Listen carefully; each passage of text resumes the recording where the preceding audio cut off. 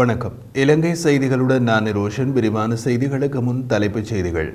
ஜனாதிபதி தேர்தலில் ஸ்ரீலங்கா பொதுஜன பெரமுன சார்பில் வேட்பாளர் ஒருவர் நிறுத்தப்படுவார் என கட்சியின் தேசிய அமைப்பாளர் நாமல் ராஜபக்ச கருத்து. மக்கள் விடுதலை முன்னணிக்கு எதிராக அனைத்து கட்சிகள் ஒன்றிணைந்த தேர்தலில் போட்டியிட்டால் நாம் அதை வரவேற்பதாக நலிந்த ஜாதிச தெரிவிப்பு. நிலையான கடன் நிலையை உறுதிப்படுத்த அனைத்து கடன் வழங்குநர்களுடனும் உடன்படிக்கையை எட்ட முடியும் என செஹான் சேமசிங்க நம்பிக்கை. உயிர்த்த ஞாயிறு சம்பவம் பேராயர் மற்றும் கத்தோலிக்க ஆயர்கள் பேரவைக்கு ஆசிய மனித உரிமைகள் ஆணைக்குழு கடிதம். தொடர்வது விரிவான செய்திகள். நாட்டில் எரிபொருள் தட்டுப்பாடு ஏற்படக்கூடிய அபாயம் உள்ளதாக எரிபொருள் விநியோகஸ்தர்களின் சங்கம் தெரிவித்துள்ளது. இன்றில் இருந்து இந்த நிலைமை ஏற்படலாம் என்றும் எச்சரிக்கை விடுக்கப்பட்டுள்ளது.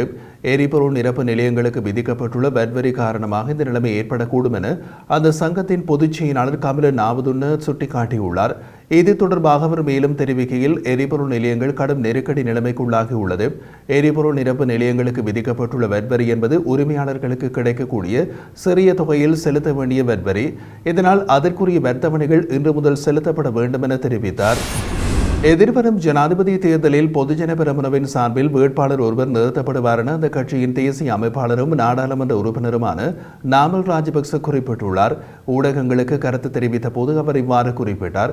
இது தொடர்பாக மேலும் தெரிவித்த அவர், நாட்டின் பொருளாதாரத்தை பலப்படுத்தி அதன் பலனை மக்களுக்கு வழங்கக்கூடிய வேட்பாளர் ஒருவரே நிறுத்தப்படுவார் எனவும், தமது கட்சி சார்பில் நிறுத்தப்படும் வேட்பாளர் நிச்சயம் வெற்றி பெறுவார் என்றும் அவர் நம்பிக்கை வெளியிட்டுள்ளார்.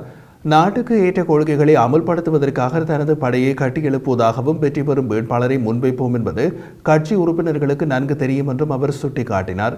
எவ்வாறாயினும் வேட்பாளர் பெயர் இன்னமும் தெரிவு பட்டியலில் இருப்பதாக நாடாளுமன்ற உறுப்பினர் நாமல் ராஜபக்ச மேலும் தெரிவித்துள்ளார். மக்கள் விடுதலை முன்னணிக்கு எதிராக அனைத்து கட்சிகள் ஒன்றிணைந்து தேர்தலில் போட்டியிட்டாலும் அதனை தாம் வரவேற்பதாக மக்கள் விடுதலை முன்னணியின் முன்னாள் நாடாளுமன்ற உறுப்பினர் நலிந்த ஜாதிச தெரிவித்தார். இது குறித்து அவர் மேலும் தெரிவிக்கையில், ரணில், சந்திரிகா, சஜித், மஹிந்த, கோட்டாபய மற்றும் மைத்திரிபால சிறிசேன ஆகியோர் ஒன்றாக இணைந்து எங்களுக்கு எதிராக போட்டியிடுவார்களாக இருந்தால் அப்போதுதான் எங்களுக்கு கிடைத்த வெற்றி. எதிர்க்கட்சிகள் அனைத்தும் ஒன்றிணைந்து வர வேண்டும் என்பதே எமது எதிர்பார்ப்பு. அதனை நாம் விருப்பத்துடன் வரவேற்போம்.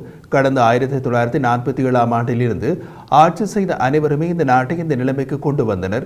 எனவே இவர்கள் ஒன்றாக இணைந்து எம்மை எதிர்க்கும் போது அதனை மக்களுக்கு இலகுவாக அடையாளம் காட்ட முடியும்.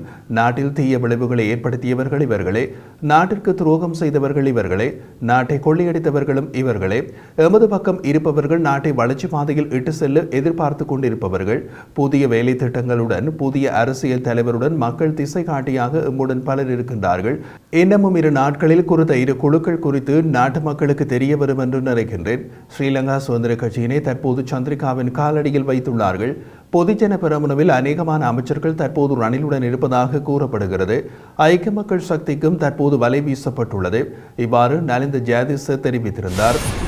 இலங்கைக்கு நிலையான கடனை உறுதிப்படுத்துவதற்கு அனைத்து கடன் வழங்கும் தரப்புகளோடும் கொள்கை ரீதியான உடன்படிக்கையை எட்ட முடியும் என நிதி ராஜாங்க அமைச்சர் செஹான் சேமசிங்க நம்பிக்கை வெளியிட்டுள்ளார். அமெரிக்காவின் வாஷிங்டன் நகரில் இடம்பெற்ற சர்வதேச நாணய நிதியத்தின் அமர்வில் கலந்து கொண்டதன் பின்னர் ஊடகங்களுக்கு கருத்து தெரிவித்த போது அவர் இவ்வாறு தெரிவித்துள்ளார். இது குறித்து நிதி ராஜாங்க அமைச்சர் மேலும் தெரிவித்துள்ளதாவது, இலங்கைக்கு நிலையான கடன் நிலையை உறுதிப்படுத்துவதற்கு அனைத்து கடன் வழங்கும் தரப்புகளோடும் கொள்கை ரீதியான உடன்படிக்கையால் எட்ட முடியும் என்று நம்புகின்றோம். உலகின் மிக குறைந்த வரி விதிக்கும் நாடுகளில் ஒன்றாக நாங்கள் பெயரிடப்பட்டுள்ளோம். ஆனால் சர்வதேச நாணய நிதியத்துடன் இணைந்து புதிய திட்டத்தை அறிமுகப்படுத்தியதன் பின்னர் நாங்கள் படிப்படியாக வரி வருவாயினை அதிகரித்துள்ளோம். தற்போது வரி செலுத்துவதில் இருந்து விலக்கும் நிலையினை நாம் நீக்கியுள்ளோம். வரி இணக்கத்தை பலப்படுத்தியுள்ளோம். 2023 ஆண்டு மொத்த உள்நாட்டு உற்பத்தியிலிருந்து அரசாங்கத்தின் வருமானம் 11% அதிகரித்துள்ளது. இது அரசாங்கத்தின் வருமானத்தின் 8.1% 2024 ஆண்டுக்குள் இந்த சதவீதம் 12 அதிகரிக்கும் என்று எதிர்பார்க்கின்றோம். அந்த இலக்கை எங்களால் அடைய முடியும் என்று நாங்கள் நம்புகின்றோம். தற்போது வரி இணக்கம் 130% வளர்ச்சியினை எட்டியுள்ளது. வரி வருமானம் அதிகரித்துள்ளது. இது நல்ல விடயமாக இருந்தாலும் திருப்தி அடைய முடியாது. வரி செலுத்த வேண்டிய அனைவரும் வரி செலுத்தியே ஆக வேண்டும் என்று நிதி ராஜாங்க அமைச்சர் செஹான் சேமசிங்க மேலும் தெரிவித்தார். ஈரானிய ஜனாதிபதி இப்ராஹிம் ரைசியின் இலங்கை வருகையினை இஸ்ரேலின் மொசாட் புலனாய்வு சேவையும் அமெரிக்க FBI உளவுத்துறையும் கண்காணித்து வருவதாக செய்திகள் வெளியாகியுள்ளது. உமாவோயா பல்நோக்கு அபிவிருத்தி திட்டத்தின் திறப்பு விழாவில் பிரதம அதிதியாக கலந்து கொள்வதற்காக ஈரானிய ஜனாதிபதி இப்ராஹிம் ரைசி எதிர்வரும் புதன்கிழமை இலங்கைக்கு விஜயம் செய்கின்றார். இந்த நிலையில் இலங்கையின் விசேட பாதுகாப்பு ஏற்பாடுகள் நடைமுறையில் உள்ளதோடு ஈரானிய சிரேஷ்ட பாதுகாப்பு உத்தியோகத்தர்கள் குழு ஒன்று அண்மையில் இலங்கைக்கு வருகை தந்து விசாரணைகளை மேற்கொண்டிருந்தது. ஈரானிய ஜனாதிபதியின் இலங்கை விஜயம் தொடர்பில் இலங்கை அரசாங்கத்திற்கு அமெரிக்கா எதிர்ப்பு தெரிவித்துள்ளதாகவும் சர்வதேச ஊடகங்கள் செய்தி வெளியிட்டுள்ளன. அதேவேளை கொழும்புக்கு அழைத்து வரப்படும் ஈரானிய ஜனாதிபதி இப்ராஹிம் ரைசி ஜனாதிபதி ரணில் விக்ரமசிங்கவுடன் கலந்துரையாடலில் ஈடுபட உள்ளமையும் குறிப்பிடத்தக்கது. ஜனாதிபதி தேர்தலில் ஐக்கிய தேசிய கட்சி எதிர்க்கட்சித் தலைவர் சஜித் பிரேமதாசவுக்கு ஆதரவளித்தால் ஜனாதிபதி ரணில் விக்ரமசிங்கவுக்கு முக்கிய பதவி ஒன்றை வழங்குவது குறித்து பரிசீலிக்க முடியும் என அந்த கட்சி நாடாளுமன்ற உறுப்பினர் அசோக் அபேசிங்க குறிப்பிட்டுள்ளார்.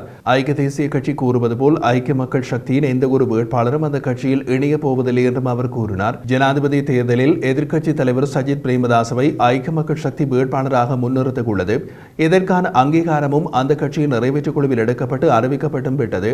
இந்த நிலையில் ஐக்கிய மக்கள் சக்தியின் சில உறுப்பினர்களை இணைத்து பரந்துபட்ட கூட்டணி ஒன்றினை அமைத்து ஜனாதிபதி வேட்பாளராக களமிறங்க ரணில் விக்ரமசிங்க முயற்சிகளை மேற்கொண்டு வருகின்றார். அதற்காக ஐக்கிய மக்கள் சக்தியின் சில உறுப்பினர்களோடு அவர் பேச்சுக்களை நடத்தியுள்ளதாகவும் தகவல்கள் வெளியாகியுள்ளன.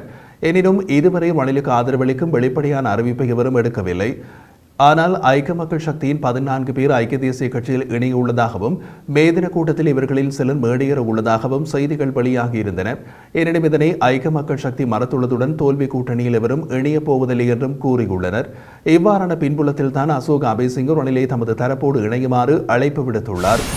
உயிர்த்த ஞாயிறு தின சம்பவத்தில் மாத்திரமின்றி இந்த விடயத்தில் நீதியில் நிலைநாட்டப்படுவதை மறுதளிப்பதற்கு தற்போதைய அரசாங்கம் உள்ளடங்கலாக இலங்கை அரசாங்கங்களினால் முன்னெடுக்கப்பட்டு வரும் நடவடிக்கைகளையும் பகுத்தறிவுடன் நோக்குமாறு ஆசிய மனித உரிமைகள் ஆணைக்குழு பேராயர் கருதினால் மெல்கம் ரஞ்சித் ஆண்டகிடமும் கத்தோலிக்க ஆயர்கள் பேரவையிடமும் கடிதம் மூலம் வேண்டுகோள் விடுத்துள்ளது.